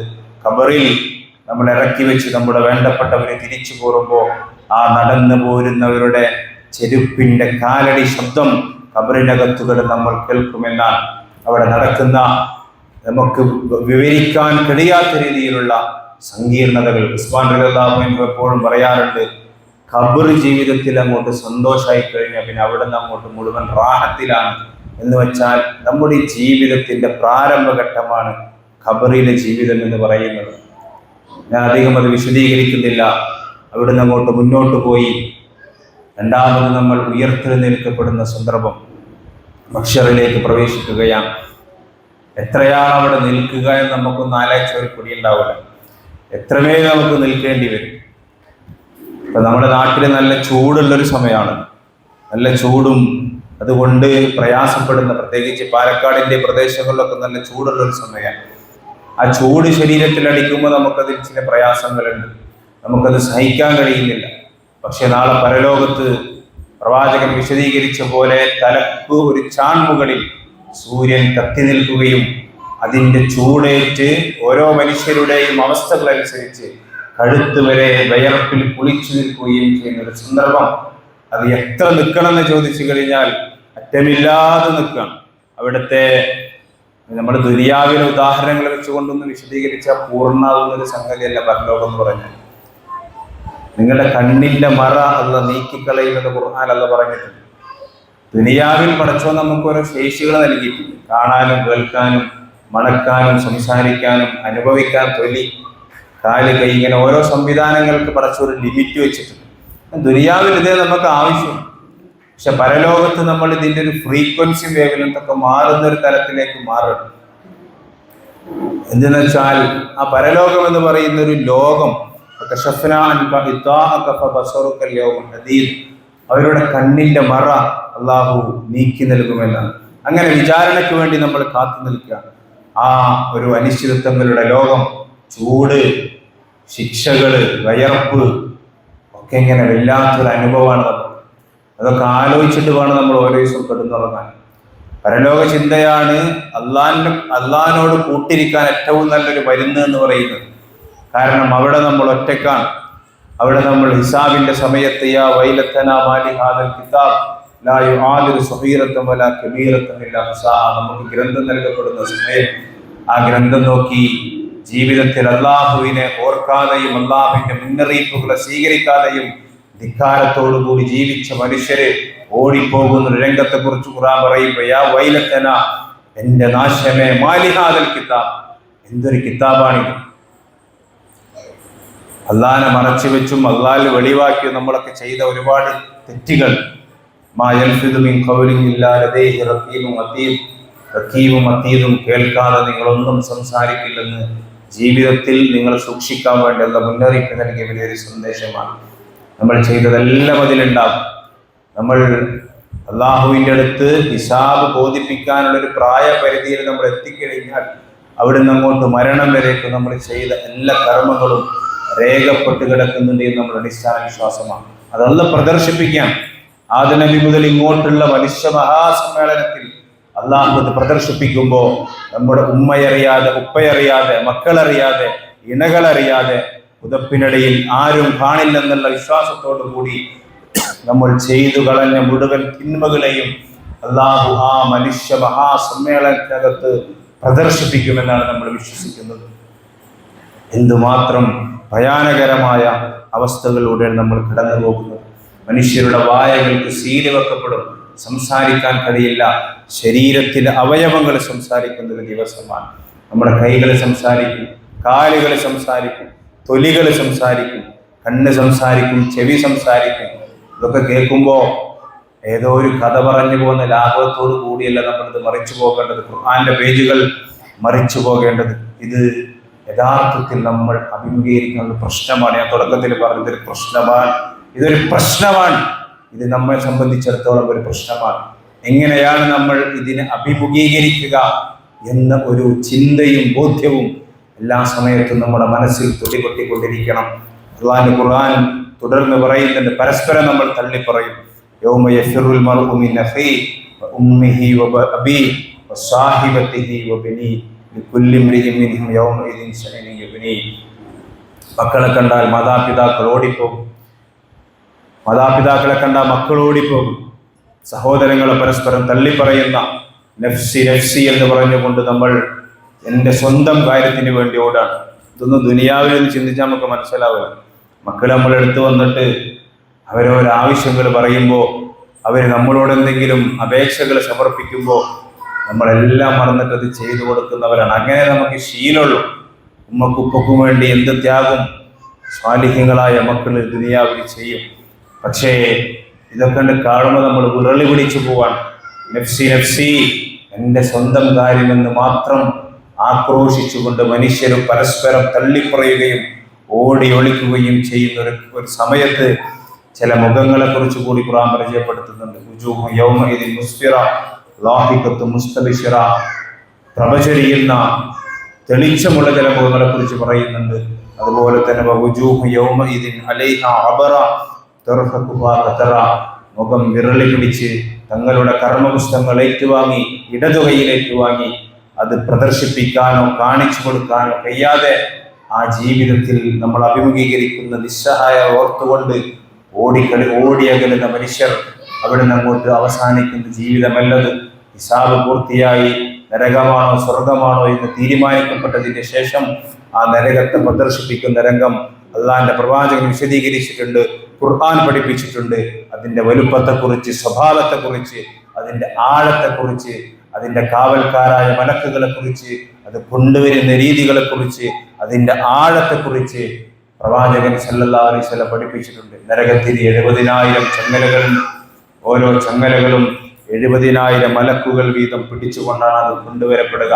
അതിൻ്റെ വലുപ്പത്തെക്കുറിച്ച് പറഞ്ഞു, അതിൻ്റെ ആഴത്തെക്കുറിച്ച് റസൂൽ പറഞ്ഞു. അതുപോലെ അവിടെ ഉള്ള മനുഷ്യന്റെ രൂപം, നരകവാസികളായ മനുഷ്യന്റെ രൂപം, അവരുടെ വലുപ്പം, ശരീരത്തിന്റെ വലുപ്പം, ഒരു തോളിൽ നിന്ന് മറ്റു തോളിലേക്ക് എത്താൻ 3 ദിവസത്തെ വഴിദൂരം. നമ്മളൊക്കെ നടന്നു പോകുന്ന 3 ദിവസം നമ്മൾ എത്ര ദൂരം നടന്നു പോവോ ആ ഒരു വഴിദൂരം കൊണ്ട് അവരുടെ ഒരു തോള് മുതൽ മറ്റേ തോളിലേക്ക് എത്താൻ അവരുടെ ശരീരത്തിന്റെ വലുപ്പമാണ്. അവരുടെ തൊലിയെക്കുറിച്ച് 40 മുഴം കട്ടിയുള്ള തൊലിയാണ്. അതുപോലെ അവരുടെ ചുണ്ട്, താഴെ ചുണ്ട്, നെഞ്ഞുവരേക്കും മുകളിൽ ചുണ്ട്, നെറ്റിവരേക്കും വിടർന്നു നിൽക്കുന്ന തേറ്റകൾ അവർ ആകെ ആക്രോശിച്ചുകൊണ്ട് റസൂലുള്ളാഹി സ്വല്ലല്ലാഹു അലൈഹി വസല്ലം മിഅ്റാജ് യാത്രയ്ക്ക് ശേഷം ഇത് വിവരിക്കുന്നുണ്ട് മനോഹരമായിട്ട്. റസൂൽ അവിടെ കണ്ട ശിക്ഷകൾ റസൂലുള്ളാഹി സ്വല്ലല്ലാഹു അലൈഹി വസല്ലം നരകവും സ്വർഗവും കണ്ടപ്പോൾ നരകത്തിലെ അവസ്ഥകളെ കുറിച്ച് പറയുന്നുണ്ട്. അങ്ങനെ കത്തിയാളുന്ന നരകത്തിൽ അവിടെ നടക്കുന്ന പല ശിക്ഷകളും, നമ്മുടെ സമയം വളരെ പരിമിതമാണ്, നിങ്ങൾക്കത് പഠിക്കാം, മനസ്സിലാക്കാം, ഉൾക്കൊള്ളാം, ദൃഢമുള്ള ബോധ്യങ്ങളാക്കി മാറ്റാം. യൗമ നഖൂലു ലി ജഹന്നമ ഹലിം തലഅതി. അല്ലാഹു നരകത്തിനോട് ചോദിക്കുന്ന ഒരു രംഗം ഖുർആനിലുണ്ട്. നരകമേ മതിയായോ എന്ന് ചോദിക്കും. ഹൽ മിൻ മസീദ് വതഖൂലു ഹൽ മിൻ മസീദ്. ഇനിയും ഉണ്ടോ എന്ന് നരകം തിരിച്ചു ചോദിക്കും. ഇത് ഖുർആന്റെ വചനങ്ങൾ. ഇത് നമ്മൾ അഭിമുഖീകരിക്കാനുള്ള ഒരു കാഴ്ചയെക്കുറിച്ചാണ് ഖുർആൻ പറയുന്നത്. അത് നമ്മൾ നേരിട്ട് കാണുന്ന സന്ദർഭങ്ങളെ കുറിച്ച് നിങ്ങൾ ആലോചിച്ച് നോക്കണം. ജിബ്രീലെ നരകത്തെ പോയി ഒന്ന് കണ്ടുവരൂ. അല്ലാഹ് ജിബ്രീലിനെ പറഞ്ഞയക്കാൻ. അത് പോയി കണ്ടുവന്നതിന് ശേഷം ജിബ്രീൽ പറയുന്നുണ്ട്, നരകത്തിന്റെ വഴികൾ, നരകത്തിലേക്കുള്ള വഴികളിൽ ആളുകൾ ആകർഷിക്കപ്പെടും. പടച്ചോനെ, നരകമെങ്ങാനും ആളുകൾ കണ്ടാൽ ആരും അതിൽ പ്രവേശിക്കുമായിരുന്നില്ല എന്ന് അദ്ദേഹം ജിബ്രീൽ അലൈഹിസ്സലാം അള്ളാഹിന്റെ അടുത്ത് വന്ന് ചോദിക്കുന്നുണ്ട്. ആ നരകം അവിടുത്തെ സങ്കടകരമായ അവസ്ഥ കൂടി ഖുർആൻ പറയുന്നുണ്ട്. യബ്സൂനഹും യബത്തുൽ മുജ്രിമു ലൗ യഫ്തദി മിൻ അദാബി യൗമിൻ ബിബനി വസാഹിബതിഹി വഅഖി വഫസീലതിഹി അല്ലതി തുവി വമിൻ ഫിൽ അർളി ജമീഅൻ സുമ്മ യുൻജി. മക്കളെ കൊടുത്ത് രക്ഷപ്പെടാൻ ശ്രമിക്കുന്ന മാതാപിതാക്കളെ കുറിച്ചാണ് പറയുന്നത്. മാതാപിതാക്കളെ കൊടുത്ത് രക്ഷപ്പെടാൻ ശ്രമിക്കുന്ന മക്കളെ കുറിച്ച്, സഹോദരങ്ങളെ കൊടുത്ത് രക്ഷപ്പെടാൻ, ഈ ലോകത്തുള്ള സർവ്വതും പടച്ചോനെ നീ എടുത്തോ, എന്നൊന്ന് രക്ഷപ്പെടുത്തിക്കൊണ്ടായെന്ന് ഞാനും നിങ്ങളും പറയുന്നൊരു ദുരവസ്ഥ നമുക്ക് വരാനിരിക്കുന്നുണ്ട് എന്ന് പരിശുദ്ധ ഖുർആൻ നമ്മുടെ മുന്നിൽ ആവർത്തിച്ച് ബോധ്യപ്പെടുത്തുകയാണ്. ഇപ്പോൾ ഖുർആനിൻ്റെ അവതരണങ്ങൾ എടുത്തു നോക്കിയാൽ ഖുർആൻ വളരെ ശക്തമായാണ് ഇതൊക്കെ പറഞ്ഞിട്ടുള്ളത്. അത് കേൾക്കുന്ന അതിൻ്റെ ശ്രോതാക്കളുടെ മനസ്സിൽ തട്ടുന്നുകയും കൊള്ളുകയും ഇളക്കമുണ്ടാക്കുകയും ചെയ്യുന്ന രീതിയിലാണ് ഖുർആന്റെ അവതരണം. ആ ഖുർആന്റെ അള്ളാഹിന്റെ കലാം ആ ഒരു സ്വഭാവത്തിൽ നമ്മളിങ്ങനെ ആസ്വദിക്കുമ്പോൾ നമുക്കത് ബോധ്യമാകും. അങ്ങനെ തറപ്പിച്ചിട്ട് അള്ള പറഞ്ഞു. പ്രവാചകൻ അതിനെ വിശദീകരിച്ചു. ഒരിക്കൽ പ്രവാചകൻ പറഞ്ഞു, നരകത്തെക്കുറിച്ച് ഞാൻ അറിഞ്ഞത് നിങ്ങൾ അറിഞ്ഞിരുന്നെങ്കിൽ നിങ്ങൾ കുറച്ചു മാത്രം ചിരിക്കുകയും കൂടുതൽ കരയുകയും ചെയ്യുമായിരുന്നു എന്ന് ഹബീബുന റസൂലുള്ളാഹി സ്വല്ലല്ലാഹു അലൈഹി വസല്ലം ഒരിക്കൽ പറഞ്ഞിട്ടുണ്ട്. എന്ന് വെച്ചാൽ അതിൻ്റെ ഭയാനകത എന്ന് പറയുന്നത് നമ്മുടെ ഭാവനയിൽ കൊണ്ടുവരാൻ കഴിയുന്നതിലും അപ്പുറമാണ്. അതുകൊണ്ട് പ്രിയമുള്ളവരെ, ഇത് നമ്മൾ അഭിമുഖീകരിക്കാൻ ഒരു ഘട്ടമാണ്. ആ ഒരു ബോധ്യമാണ് നമുക്ക് ആദ്യം ഉണ്ടാവേണ്ടത്. രണ്ടാമത് അതിൽ നിന്ന് രക്ഷപ്പെടാനുള്ളൊരു ബോധ്യം. യാ അയ്യുഹല്ലദീന ആമനൂ ഖൂ അൻഫുസകും വഅഹ്ലീകും നാറാ. നിങ്ങളുടെ ശരീരവും കല്ലുകളും ഇന്ധനമായി കത്തിക്കപ്പെടുന്ന ഒരു നരകത്തീയിൽ നിന്ന് നിങ്ങൾ രക്ഷപ്പെടണം.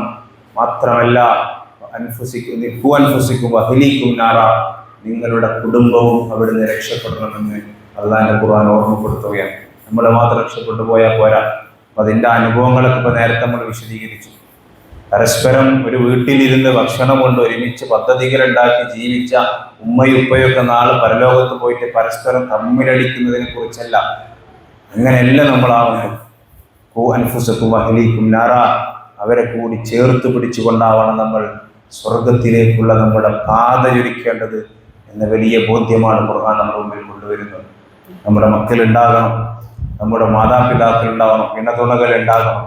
എല്ലാവരും ചേർന്ന് നിൽക്കുന്ന ഒരു കുടുംബം നാളെ സ്വർഗത്തിൽ റസൂലിൻ്റെ ചാരത്തുണ്ടാകണം എന്ന വലിയ സന്ദേശമാണ്. ഈ അവസ്ഥകളൊക്കെ കാണുമ്പോൾ മനുഷ്യർക്ക് ചില തിരിച്ചറിവുകൾ ഉണ്ടാകും. ഞാൻ എൻ്റെ സംസാരത്തിൻ്റെ കേന്ദ്ര സ്ഥാനത്തേക്ക് വരാൻ വേണ്ടി പോവാണ്. ഈ നരകം നമ്മുടെ മുമ്പിൽ കൊണ്ടുവരുമ്പോൾ, വിചാരണ നടക്കുമ്പോൾ, നമ്മുടെ ഭാവനയിലൊന്നും മുമ്പ് കണ്ടിട്ടില്ലാത്ത ഇത്രമേൽ ഭയാനകരമായ അവസ്ഥകളിലൂടെ നമ്മൾ കടന്നു പോകുമ്പോൾ മനുഷ്യർ പറയുന്നൊരു സ്റ്റേറ്റ്മെന്റ് സൂറത്തുൽ ഫജ്റിൽ അള്ളാഹു നമ്മെ പഠിപ്പിക്കുന്നുണ്ട്. യഖൂലു യാ ലൈതനി ഖദ്ദംതു ലിഹയാതി. അവിടെ വെച്ച് മനുഷ്യർ പറയും, ഞാൻ എൻ്റെ ജീവിതത്തിന് വേണ്ടി ഒന്ന് മുന്നൊരുങ്ങിയിരുന്നെങ്കിൽ. തുടക്കത്തിൽ പറഞ്ഞു, നമ്മുടെ ട്രൂ ലൈഫ് എന്ന് പറയുന്നത് 6ാമത്തെ ജീവിത സന്ദർഭമാണ്, ആഖിറത്തിലുള്ള നമ്മുടെ ജീവിതമാണ്. അതാണ് നമ്മുടെ യഥാർത്ഥ ജീവിതം. യഖൂലു യാ ലൈതനി ഖദ്ദംതു ലിഹയാതി, എൻ്റെ യഥാർത്ഥ ജീവിതത്തിന് വേണ്ടി ഞാൻ മുന്നൊരുങ്ങിയിരുന്നെങ്കിലെന്ന് ഓരോ മനുഷ്യരും പറയും.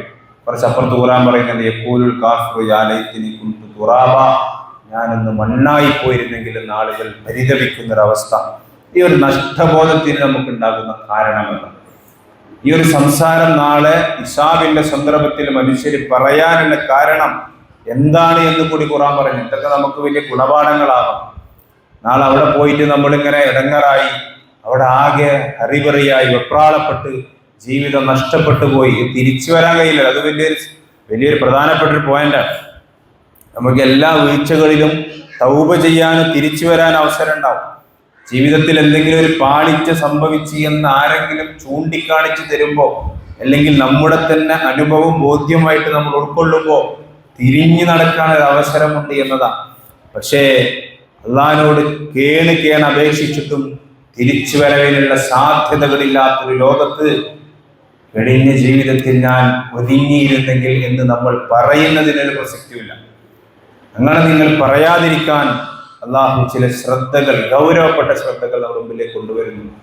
വലഖദ് ദറഅനാ ലിജഹന്നമ കസീറൻ മിനൽ ജിന്നി വൽ ഇൻസി. നരകത്തിലേക്ക് ആളുകളെ നിറക്കപ്പെട്ടുകൊണ്ടിരിക്കുന്ന സന്ദർഭത്തിൽ ആളുകളെ ഇങ്ങനെ നരകാവകാശികളാക്കി തള്ളിപ്പെടാനുള്ള കാരണം ലഹും ഖുലൂബുൻ ലാ യഫ്ഖഹൂന ബിഹാ വലഹും അയ്യുനുൻ ലാ യുബ്സിറൂന ബിഹാ വലഹും ആദാനുൻ ലാ യസ്മഊന ബിഹാ ഉലൈക കൽ അൻആമി ബൽ ഹും അദൽ ഉലൈക ഹുമുൽ ഗാഫിലൂൻ. അവരുടെ ശ്രദ്ധ ഇവിടെയാണ് പതിയേണ്ടത്. അല്ലാഹു സുബ്ഹാനഹു വ തആല പറയുന്നു, അവർക്ക്, ആ മനുഷ്യർക്ക്, നരകത്തിലേക്ക് വലിച്ചിഴക്കപ്പെടുന്ന മനുഷ്യർക്ക് നമ്മൾ ലഹും ഖുലൂബുൻ, അവർക്ക് നമ്മൾ ഹൃദയങ്ങൾ, അല്ലാഹു ഹൃദയങ്ങൾ, എന്നെയും നിങ്ങളെയും സംബന്ധിച്ചാ പറയാം, അവർക്ക് ഹൃദയം നിറങ്ങി. ലാ യഫ്ഖഹൂന ബിഹാ, പക്ഷെ ചിന്തിക്കേണ്ട പോലെ അവർ ചിന്തിച്ചില്ല. വലഹും ആയിനും ലാ യുബ്സിറൂന ബിഹാ, അവർക്ക് കണ്ണുകൾ നൽകി, പക്ഷെ കാണേണ്ട പോലെ അവർ കണ്ടില്ല. വലഹും ആദാനുൻ ലാ യസ്മഊന ബിഹാ, അവർക്ക് ചെവികൾ നൽകി, പക്ഷെ കേൾക്കേണ്ട പോലെ അവർ കേട്ടില്ല. ഉലൈക കൽ അൻആം, അവർ ജീവിച്ചത് കന്നുകാലികളെ പോലെയായിരുന്നു. ബൽഹും അദൽ, കുറച്ചുകൂടി കടന്നിട്ടല്ല പ്രയോഗിച്ചു, അതിലും മോശമാണ്. ഇതിനൊക്കെ അവർക്ക് ഉണ്ടായ ഒരു കാരണം, ഹൃദയമുണ്ട് നമുക്ക്, എനിക്കും നിങ്ങൾക്കും ഹൃദയമുണ്ട്, കാണാൻ കണ്ണുണ്ട്, കേൾക്കാൻ ചെവിയുണ്ട്. ഈ കാഴ്ചയും കേൾവിയും ഒക്കെ തൊലി കൊണ്ടൊക്കെ നമ്മൾ അനുഭവിക്കുന്ന അറിവുകൾ, ഞാൻ തുടക്കത്തിൽ പറഞ്ഞു, ഒരുപാട് അറിവുകൾ നമുക്കുണ്ട്. ഇസ്ലാമിൻ്റെ തന്നെ മൗലികമായ ഒരു ഘടന തൗഹീദ്, ആഖിറത്ത്, റിസാലത്ത്. അതിൽ ഒരു ഭാഗം സംസാരിക്കുന്നത് പരലോകത്തെക്കുറിച്ച് പൂർണ്ണമായും.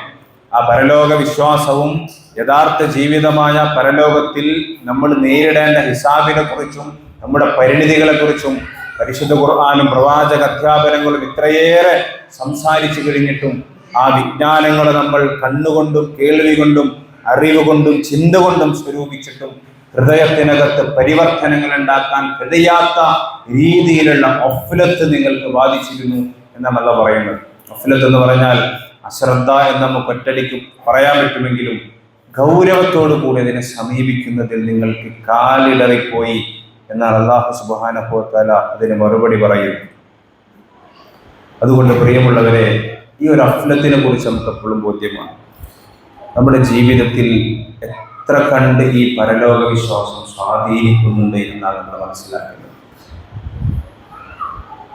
ഖുർആനിൽ ധാരാളം ഈ പരലോകത്തിലെ രൂപങ്ങളും ഭാവങ്ങളും അവിടുത്തെ അനുഭവങ്ങളും വിശദീകരിക്കുന്നുണ്ട്. നമ്മളൊക്കെ KC അബ്ദുള്ള മൗലവിയുടെ പരലോകം ഖുർആൻ എന്നുള്ള പുസ്തകങ്ങളൊക്കെ വായിച്ചവരാവും. വായിച്ചിട്ടില്ലാത്തവരൊന്ന് വായിക്കണം, വായിച്ചവർ വീണ്ടും വായിക്കണം. കനപ്പെട്ട ഒരു ഗ്രന്ഥമാണ്. ഖുർആനിൽ അള്ളാഹു പരലോകത്തെക്കുറിച്ച് മരണം മുതൽ ആരംഭിക്കുന്ന നമ്മുടെ പാരത്രിക ജീവിതത്തിന്റെ വ്യത്യസ്തമായ അനുഭവങ്ങളെ മനോഹരമായി നമ്മുടെ മനസ്സിലേക്ക് ചേർത്ത് വെക്കാൻ കഴിയുന്ന ശൈലിയിൽ അദ്ദേഹം അത് വിശദീകരിക്കുന്നുണ്ട്. അത് നിങ്ങളൊരു ആവർത്തി കൂടി വായിക്കണം. അത് നമ്മുടെ മനസ്സിനകത്തേക്ക് വരണം. അങ്ങനെ നമ്മൾ മനസ്സിനകത്തത് ചിന്തിക്കുമ്പോൾ, മനസ്സിലൊരു പരിവർത്തനം ഉണ്ടാകുമ്പോൾ, പിന്നെ നിങ്ങൾ ദുനിയാവിനെ കാണേണ്ട ഒരു കാഴ്ചയുണ്ട്. അതാണ് പിന്നെ കണ്ണുകൊണ്ട് നിങ്ങൾ കാണേണ്ടത്. ദുനിയാവിനെ കുറിച്ച് പറയുമ്പോൾ നിങ്ങൾ കേൾക്കേണ്ട ഒരു കേൾവി, അതെല്ലാ മനുഷ്യരും കേൾക്കുന്ന ഒരു കേൾവിയല്ല. മനോഹരായ ജനസഞ്ചയങ്ങൾ മുഴുവൻ കേട്ടുകൊണ്ടിരിക്കുകയും കാണുകൊണ്ടിരിക്കുകയും ചിന്തിക്കുകയും ചെയ്യുന്ന പോലെയല്ല പിന്നെ സംഭവിക്കേണ്ടത്. പിന്നെ നിങ്ങളുടെ മനസ്സിനകത്ത് അതിൻ്റെ ഭാവങ്ങൾ ഉണ്ടാകേണ്ടത്. ഖുർആൻ പറഞ്ഞ പോലെ രണ്ട് തരം മനുഷ്യരെ ഖുർആൻ പരിചയപ്പെടുത്താം. സ്വർഗാവകാശികളായവരെയും പരിചയപ്പെടുത്തി, നരകാവകാശികളായവരെയും പരിചയപ്പെടുത്തി. അസ്ഹാബുൽ ജന്നത്തി ഹുമുൽ ഫായിസൂൻ, അതിൽ വിജയിക്കുന്നവർ ജന്നത്തിന്റെ സ്വർഗത്തിന്റെ ആളുകളാണ്. എങ്ങനെ നമ്മൾ ഭൂമിയിൽ സ്വർഗാവകാശികളായിട്ട് ജീവിക്കാം? ഇത് പരലോകത്ത് പോയിട്ടുള്ള രണ്ട് ഗ്രൂപ്പിനെ കുറിച്ചല്ല പടച്ചോൻ പറയുന്നത്. ഭൂമിയിൽ തന്നെ സ്വർഗാവകാശികളായി ജീവിക്കുന്ന വിഭാഗത്തെ കുറിച്ചുള്ള പരിചയപ്പെടുത്താം. അവരുടെ ജീവിതത്തിൽ ഉണ്ടാകുന്ന ഒരു സമീപനം എന്ന് പറയുന്നത് ഏത് സമയവും മരിക്കാൻ അവർ തയ്യാറായിരിക്കുമെന്നതാണ്. ഇത് നമ്മുടെ മനസ്സാക്ഷിക്ക് ബോധ്യം ഉണ്ടാവും. നാളെ നേരം വെളുക്കുമ്പോൾ എണീറ്റ് വരാൻ ഞാനില്ലെങ്കിലും ഞാൻ എൻ്റെ പാരത്രിക ജീവിതത്തിൽ സന്തോഷവതിയായിരിക്കും, സന്തോഷവാനായിരിക്കും എന്ന് നിങ്ങളുടെ മനസ്സിനകത്തൊരു ബോധ്യമുണ്ടെങ്കിൽ നിങ്ങളാണ് അസ്ഹാബുൽ ജന്നത്തി ഹുമുൽ ഫായിസൂൻ, ആ അർത്ഥത്തിലുള്ള ഒരു വിശാലതയിലേക്ക് വളർന്നവർ എന്ന് നമ്മൾ മനസ്സിലാക്കേണ്ടതുണ്ട്. അല്ലാതെ മരണത്തിന് വേണ്ടി മലക്കുൽ മൗത്ത് വരുമ്പോൾ ഖുർആൻ പരിചയപ്പെടുത്തിയ പോലെ അവിടെ ആകെ തല്ലും പിടിയും കൂടി ഞാൻ പോരാനായിട്ടില്ല, എനിക്കിനിയും സമയം വേണം, എനിക്കിനിയും സമയം വേണം, തൗബക്ക് സമയം വേണം, അമലു സ്വാലിഹാത്തിന് സമയം വേണം, നമസ്കരിക്കാൻ സമയം വേണം, കുടുംബ ബന്ധങ്ങൾ ചേർക്കാൻ സമയം വേണം, സാമ്പത്തിക ഇടപാടുകൾ കൊടുത്തു തീർക്കാൻ സമയം വേണം, സക്കാത്ത് കൊടുക്കാൻ സമയം വേണം, കടം വീട്ടാൻ സമയം വേണം.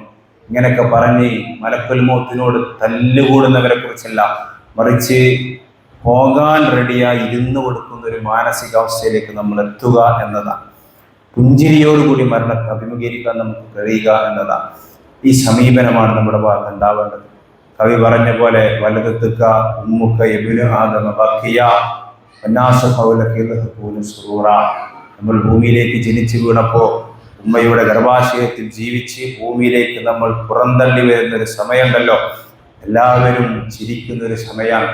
ഉപ്പ, ഉമ്മ, സഹോദരങ്ങൾ, നമ്മളെ സ്നേഹിക്കുന്നവർ, ഇഷ്ടപ്പെടുന്നവർ, അയൽവാസികൾ, നാട്ടുകാർ, സഹപ്രവർത്തകർ എല്ലാവരും ആനന്ദത്തോടു കൂടി സന്തോഷത്തോടു കൂടി മധുരം വിതരണം ചെയ്തുകൊണ്ട് കൈയടിച്ചുകൊണ്ട് മനസ്സിന് സന്തോഷത്തോടെയും സമൃദ്ധിയോടുകൂടെയും നമ്മൾ സ്വീകരിക്കുമ്പോൾ നമ്മൾ എന്ത് ചെയ്യായിരുന്നു? നമ്മൾ കരയുകയായി.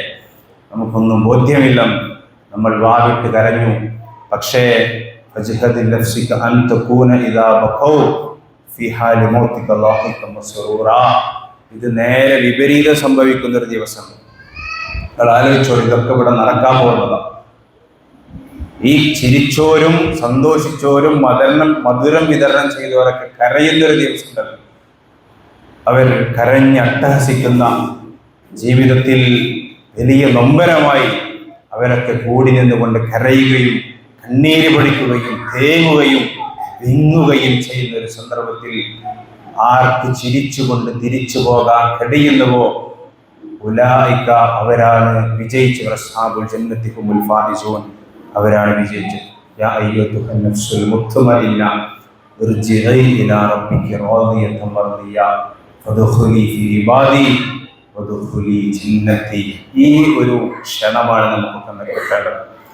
ഈ ഒരു സ്വീകരണമാണ് നമുക്ക് കിട്ടേണ്ടത്. ഈ സ്വീകരണം കിട്ടിക്കൊണ്ട് പുഞ്ചിരിച്ചുകൊണ്ട് മരിച്ചു പോകാൻ നമുക്ക് സാധിക്കണമെന്ന ബോധ്യം എപ്പോഴും നമ്മുടെ മുമ്പിൽ ഉണ്ടാകും. യാ അയ്യത്തുഹൻ നഫ്സുൽ മുത്മഇന്ന, ആ ആനന്ദത്തോടു കൂടി പടച്ച തമ്പുരാനെ കണ്ടെത്താൻ ആർക്ക് സാധിക്കുന്നവോ അവരാണ് അസ്ഹാബുൽ ജന്നത്തി ഹുമുൽ ഫായിസൂൻ, ജീവിതത്തിൽ വിജയിച്ചവരെന്നതാണ്. അതുകൊണ്ട് ആ ഒരു പരലോക ജീവിതത്തെക്കുറിച്ച് നമ്മുടെ കാഴ്ചപ്പാടിൽ നമ്മുടെ ഒരു സ്പേസ് അവിടെ കൃത്യപ്പെടുത്തണം. പ്രവാചകൻ സല്ലല്ലാഹു അലൈഹി വസല്ലമയുടെ അടുത്തൊരു അതിഥി വന്നു. ആ അതിഥിയെ സൽക്കരിക്കാൻ വേണ്ടി പ്രവാചകൻ ഒരാൾ ഏർപ്പാട് ചെയ്തു. ആ സഹാബി അതിഥിയുമായി പോയി. വീട്ടിൽ പോയി. പരിമിതമായ സൗകര്യങ്ങളേ ഉള്ളൂ.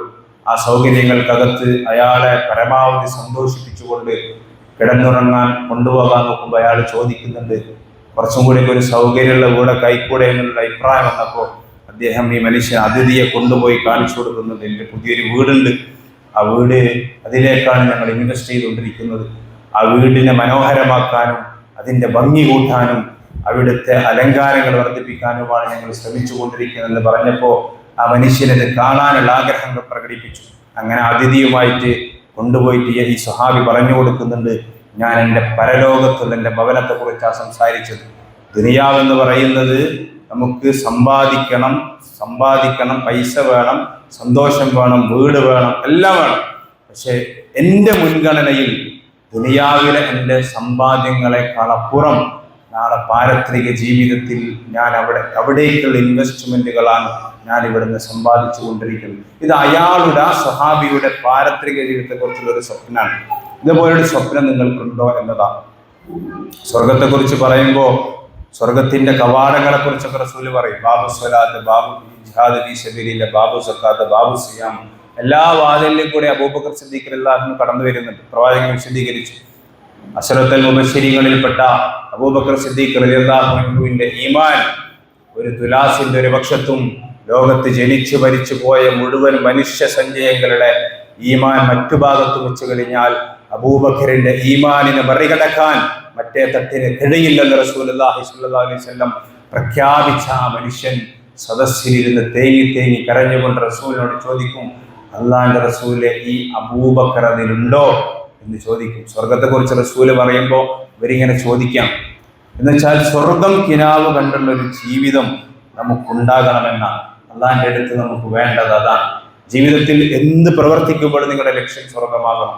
അപ്പൊ ഞാൻ നേരത്തെ പരലോകത്തെ ശിക്ഷകളെ കുറിച്ചാണ് പറഞ്ഞത്. അത് പേടിണ്ടാവാൻ വേണ്ടി പറയാൻ നമ്മൾ സാധാരണ. പക്ഷേ നമ്മൾ പേടിച്ചുകൊണ്ടല്ല ജീവിക്കേണ്ടത്. മറിച്ച് ഇസ്ലാം ഇന്ദാറിനെ കുറിച്ച് പറഞ്ഞപ്പോൾ തബശീറിനെ കുറിച്ചും പറഞ്ഞിട്ടുണ്ട്, സന്തോഷ വാർത്ത പറഞ്ഞിട്ടുണ്ട്. അവിടെ നമ്മൾ ആ അർത്ഥത്തിലാണ് സ്വീകരിക്കേണ്ടത്. പരലോകത്ത് നമുക്ക് അർശിന്റെ തണലുണ്ട്, ഹൗദുൽ കൗസറുള്ള പാനീയമുണ്ട്, റസൂലുള്ളാഹി സ്വല്ലല്ലാഹു അലൈഹി വസല്ലമയുടെ ശഫാഅത്തുണ്ട്, ചേർന്ന് നിൽക്കാൻ തണലുകളുണ്ട്, അള്ളാഹുവിന്റെ പ്രത്യേകമായ പരിഗണനയുണ്ട്, സിറാത്തുൽ മുസ്തഖീമിലൂടെയുള്ള ദൃഢതയുള്ള യാത്രയുണ്ട്, ജന്നാത്തുൽ ഫിർദൗസുണ്ട്, ഇങ്ങനെയൊക്കെ വിശദീകരിക്കപ്പെട്ട ഒരു സ്വർഗലോകത്ത് അതിങ്ങനെ സ്വപ്നം കണ്ടുകൊണ്ടാണ് നമ്മൾ ജീവിക്കേണ്ടത്. എന്താണ് ഫലസ്തീനിലെ കുഞ്ഞുങ്ങൾ, അവിടുത്തെ യുവാക്കൾ, പ്രായമായവർ എല്ലാവരും ഇത്രമേൽ ത്യാഗങ്ങൾ ഉണ്ടാകുമ്പോഴും അവർ മത്സരിച്ചു കൊണ്ടിരിക്കുന്നത് ഈ സ്വർഗത്തിന് വേണ്ടിയാണ്. നമ്മുടെ കൺമുമ്പിലാണ് അനുഭവം. റസൂലുള്ളാഹി സ്വല്ലല്ലാഹു അലൈഹി വസല്ലമയുടെ അനുചരന്മാർ അവർ മത്സരിച്ചത് ഈ സ്വർഗത്തിന് വേണ്ടിയാണ്, ഈ സ്വർഗം നേടാൻ വേണ്ടിയിട്ടാണ്. അവരുടെ മനസ്സിലുണ്ടായിരുന്ന ജീവിതത്തിൽ ഏറ്റവും വലിയ ലക്ഷ്യം എന്ന് പറയുന്നത് സ്വർഗമാണ്. യുദ്ധത്തിന് വേണ്ടി പ്രവാചകൻ ലിസ്റ്റ് ഇടുമ്പോൾ എണ്ണ തകർക്കാൻ വേണ്ടി പ്രവാചകൻ ലോട്ടിട്ട് ഒരാളെ തിരഞ്ഞെടുക്കേണ്ടായി. അപ്പോൾ വീട്ടിൽ ഉപ്പയുണ്ട് മകനുണ്ട്. മകനാണ് കിട്ടിയത്, ഉപ്പക്ക് കിട്ടിയില്ല. അപ്പോൾ മകൻ്റെയൊക്കെ എന്നത് മേടിച്ചിട്ട് പോകാൻ ഉപ്പ പരിശ്രമിക്കുകയാണ്. കാരണം അവർക്ക് സ്വർഗം വേണം, ജിഹാദിന്റെ രണഭൂമിയിൽ അവർക്ക് പോരാടണം, സ്വർഗം വേണം. ആ ഉപ്പയോട് ചെറിയ പ്രായമുള്ള മകൻ പറയുന്നത് ഇതെന്റെ അവസരമാണ്, അത് നമ്മൾ വിട്ടുകൊടുക്കൂല. നന്മയുടെ വിഷയത്തിൽ നമ്മൾ അങ്ങനെ കാണേണ്ടത്. മത്സരിച്ചുകൊണ്ട് സാരയോ സാബിക്കൂ ബാദിറു, മത്സരിച്ചുകൊണ്ട് നമ്മൾ മുന്നേറും. അവിടെ നമ്മൾ ആരെയും കാത്തിക്കേണ്ടതില്ല, എല്ലാവരും വിളിക്കണം. നന്മയുടെ മാർഗത്തിലേക്ക് നമ്മൾ എല്ലാവരെയും വിളിക്കണം, എല്ലാവരെയും ചേർത്ത് പിടിക്കണം. പക്ഷെ മറ്റുള്ളവർക്ക് വേണ്ടി കാത്തു നിന്നുകൊണ്ട് ഒരമല് സാലിഹാത്ത് നമ്മൾ നഷ്ടപ്പെടുത്തരുത്. എല്ലാം പെറുക്കി നമ്മളെ സഞ്ചിയിലിടണം. അതാണ് നാളെ ആരുമില്ലാത്തൊരു ലോകത്ത് നമ്മുടെ രക്ഷക്കെത്തുകയുള്ളൂ എന്നൊരു ബോധ്യം നമുക്ക് എപ്പോഴും ഉണ്ടാകണം. ഫലാ തഅലമു നഫ്സും മാ ഉഖ്ഫിയ ലഹും മിൻ ഖുർറത്തി അഅ്യുൻ ജസാഅൻ ബിമാ കാനൂ യഅലമൂൻ. അവിടെ അല്ലാഹ് നമുക്ക് വേണ്ടി ഒരുക്കി വെച്ച സമ്മാനങ്ങൾ എന്താണ് എന്ന് നമുക്കറിയില്ല. ഞാനും നിങ്ങളും ധാരാളം അള്ളാന്റെ മാർഗത്തിൽ ത്യാഗം സഹിക്കുന്നവരാണ്. നമ്മുടെ നമസ്കാരം, ആരാധനാനുഷ്ഠാനങ്ങൾ, നോമ്പ്, സുന്നത്ത് കർമ്മങ്ങൾ, ദാനശീലങ്ങൾ, ഇങ്ങനെ തുടങ്ങി ഖിയാമുൽ ലൈൽ അടക്കം ധാരാളമായ അമല്, ഇതൊക്കെ ത്യാഗമുള്ള പ്രവർത്തനമാണ്. എന്താണ് പടച്ചോൻ അതിനെനിക്ക് വേണ്ടി ഒരുക്കി വെച്ചിരിക്കുന്നത് എന്ന് മാല ഐനുറാത്ത്, ഒരു കണ്ണിനും ആ കണ്ണിന്റെ കാഴ്ചയിൽ കൊണ്ടുവരാൻ കഴിയാത്ത, വല ഉദിനും സമയത്തും ഒരു ചെവിക്കും അത് കേട്ട് മനസ്സിലാക്കാൻ കഴിയാത്ത, വല ഖത്തറ അലാ ഖൽബി ബശർ, ഒരു മനുഷ്യനും അവന്റെ ഭാവനയിൽ കൊണ്ടുവരാൻ സാധിക്കാത്തത്രയും ആനന്ദപൂരിതമായ ഒരവസ്ഥ പടച്ചു തമ്പുരാൻ അവിടെ നമുക്ക് വേണ്ടി സൃഷ്ടിച്ചിട്ടുണ്ട് എന്നൊരു ബോധ്യം നമുക്കുണ്ടാവും. അതുകൊണ്ട് പ്രിയമുള്ളവർ, ആ നിയ്യത്തോടു കൂടി സ്വർഗത്തെ പ്രതീക്ഷിച്ചുകൊണ്ട് ഓരോ ദിവസവും ഉണരാൻ നമുക്ക് കഴിയണം. ഓരോ ദിവസവും ഉറങ്ങാൻ കിടക്കുമ്പോൾ നമ്മുടെ മനസ്സിൽ ആ സ്വർഗമാവണം. സ്വർഗത്തിന് വേണ്ടി പ്രചോദിപ്പിക്കപ്പെടുന്ന ജീവിതം, സ്വർഗത്തിന് വേണ്ടി വൈകാരിക അഭിനിവേശമുള്ള മക്കളുണ്ടാവുക, സ്വർഗത്തിന് വേണ്ടി മക്കളെ പരിശീലിപ്പിക്കുന്ന ഉമ്മമാരുപ്പമാരുണ്ടാവുക, മക്കളെ ഉമ്മമാരുപ്പമാരൊക്കെ സ്വർഗത്തിലേക്ക് പറഞ്ഞയക്കാൻ ത്യാഗം സഹിക്കുന്ന മക്കളുണ്ടാകുക.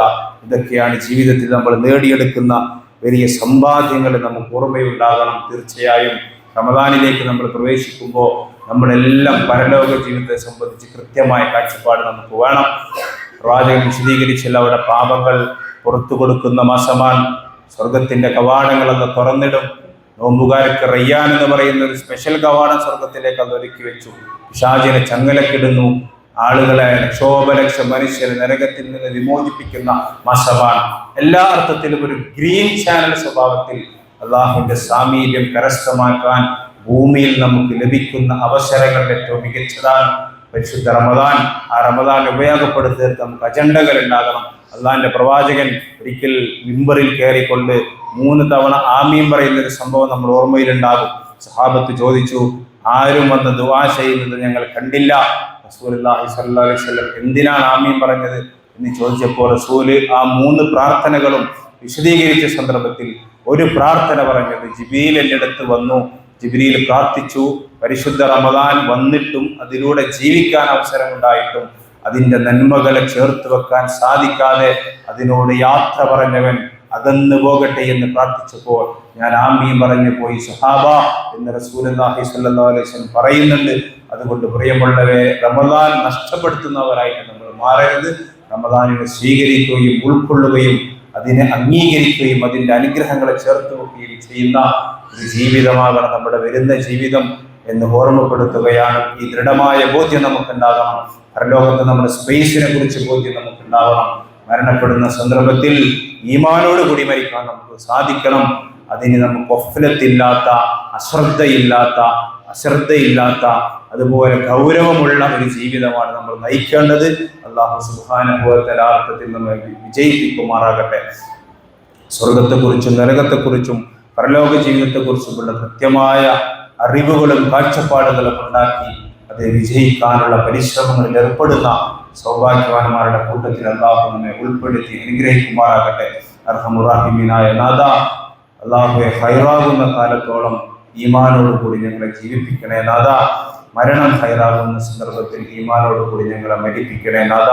അല്ലാഹുവെ, നാളെ ഞങ്ങൾ കടന്നു പോകാനുള്ള അനിശ്ചിതത്വങ്ങളുടെ വലിയ ലോകം, മരണം റൂഹ് പിടിക്കുന്ന സന്ദർഭം, അതുപോലെ തന്നെ ബർസഖിയായ ജീവിതം, ഹിസാബിന്റെ സന്ദർഭം, നരകമോ സ്വർഗമോ എന്ന് തീർപ്പാക്കാതെ ഒരുപാട് സമയം കാത്തുകെട്ടി നിൽക്കുന്ന സന്ദർഭങ്ങളിലെല്ലാം അല്ലാഹു ഞങ്ങൾക്ക് നീ താങ്ങും തണലുമാകണേ നാഥ.